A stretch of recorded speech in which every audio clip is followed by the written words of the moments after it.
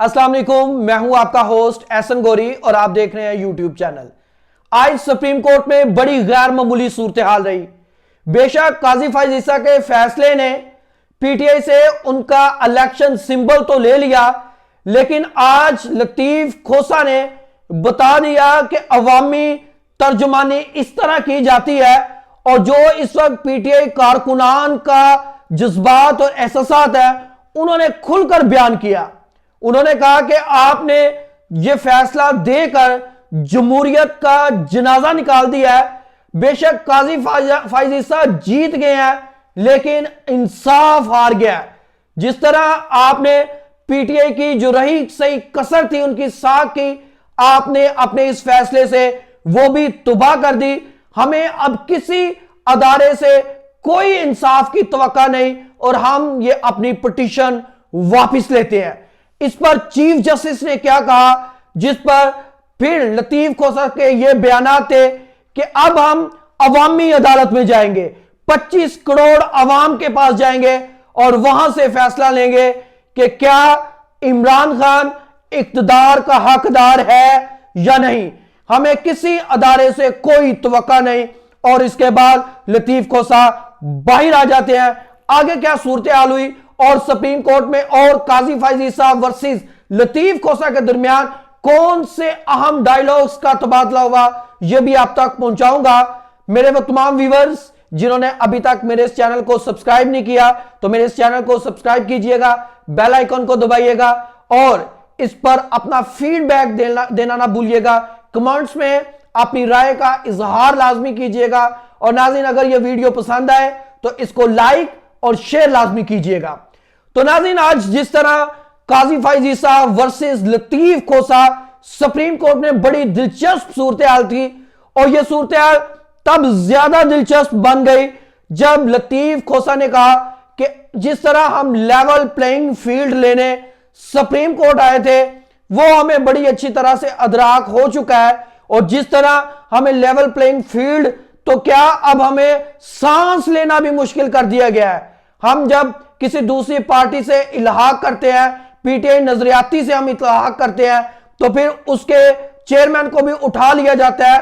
25 गवाहान की मौजूदगी में वो चेयरमैन साइन करता है और हमसे 7 सीटों की उमंग करता है और हम वो सीटें उनको दे देते हैं। और उसके बाद जब सारा जो उस सारे फैसले पर इंप्लीमेंट करने की बारी आती है, तो उसको उठा लिया जाता है और फिर उससे जिस तरह प्रेस कॉन्फ्रेंस करवाई गई वो आपके सामने है।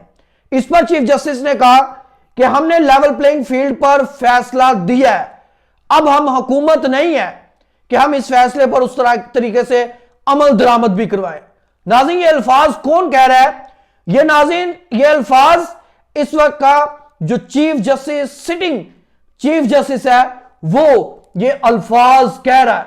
और मैं हैरान इस बात पर इसलिए हूं, मैंने अपने प्रीवियस व्लॉग में ये सारी बातें डिस्कस भी की थी कि काजी फैज ईसा उस मंसूबे का जो मेन करदार था, कि इस करदार ने इस सारे प्लान को मंतकी अंजाम तक पहुंचाना है, और काजी फैज ईसा ने वही किया।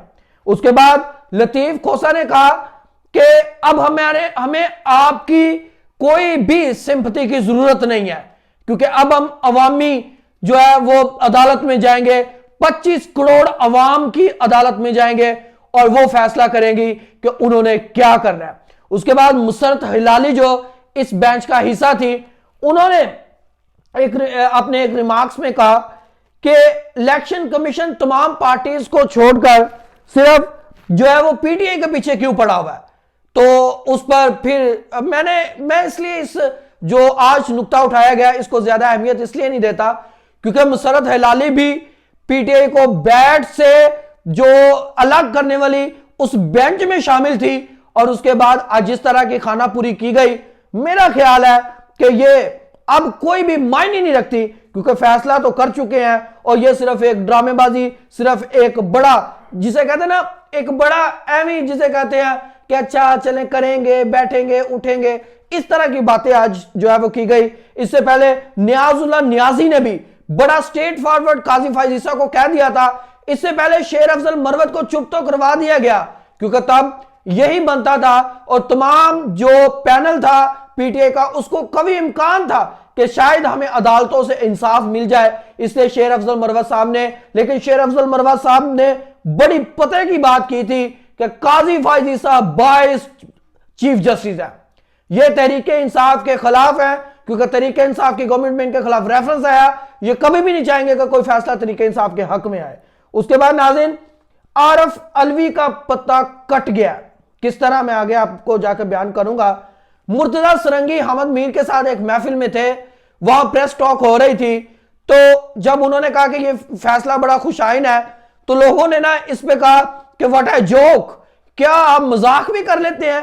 तो लोगों ने इस किस्म के मजाक या इस किस्म की ट्रोलिंग की मुर्तजा सरंगी पर, तो मुर्तजा सरंगी आगे से शर्मिंदा नहीं हुए, तो कह रहे थे जी मुझे भी मजाक करना आता है, मुझे भी जोक्स आते हैं। तो आज ये तमाम किस्म का काजी फायज ईसा वर्सेस जो लतीफ खोसा थे उनके दरमियान में ये तमाम डायलॉग्स हुए। काजी फायज ईसा ने जब इस पर लतीफ खोसा साहब ने कहा कि आपके फैसले से जमहूरियत तबाह हुई, आपके फैसले से अदारों का और तमाम सियासी पार्टीज का जो जज्बात है मजरू हुए हैं, तो इस पर काजी फायज ईसा ने कहा कि आपने फैसला मानना है तो माने, वरना आपकी मर्जी। और उन्होंने आगे से फिर रिप्लाई किया कि आप एक सीनियर वकील हैं, आपके इस तरह के जो गुफ्तगू है इससे अदारों की साख को जो है नुकसान पहुंचेगा, लिहाजा आप जो भी बात करें सोच समझ के करें। इस पर फिर लतीफ खोसा साहब ने कहा कि आपके इस फैसले से हमारी 230 सीटें जो रिजर्व सीटें थी, जिसमें मिनोरिटीज की सीट थी, जिसमें खवातीन की सीट थी, वो हमसे छीन ली गई। तो उसके बाद काजी फायज ईसा ने कहा कि आपको हमने कहा था कि आप हमें दिखा दें, आप हमें अपने जो इंट्रा पार्टी इलेक्शन है उसका कोई सबूत दे दें, आपने नहीं दिया। इस पर फिर लतीफ खोसा ने कहा कि इसमें एक दूसरी पार्टी को रिलीफ मिल चुका है, और फिर उन्होंने कहा कि उनको 2000 रुपया जुर्माना भी किया और उसके बाद सारे मामला। लेकिन मैं आपको जाती तौर पर यह बात बताना चाहता हूं कि काजी फायज ईसा इस पर कोई ऐसा फैसला भी दे सकते थे जिससे पाकिस्तान में जमहूरियत मजबूत होती, पाकिस्तान में जो इस्तेकाम आता। लेकिन काजी फायज ईसा ने, जो हमद मीर ने एक ट्वीट किया था कि काजी फायज ईसा ने फैसला नहीं दिया बल्कि पीटीआई से बदला लिया है। अपने होस्ट एहसन गोरी को इजाजत दीजिएगा। अल्लाह हाफिज।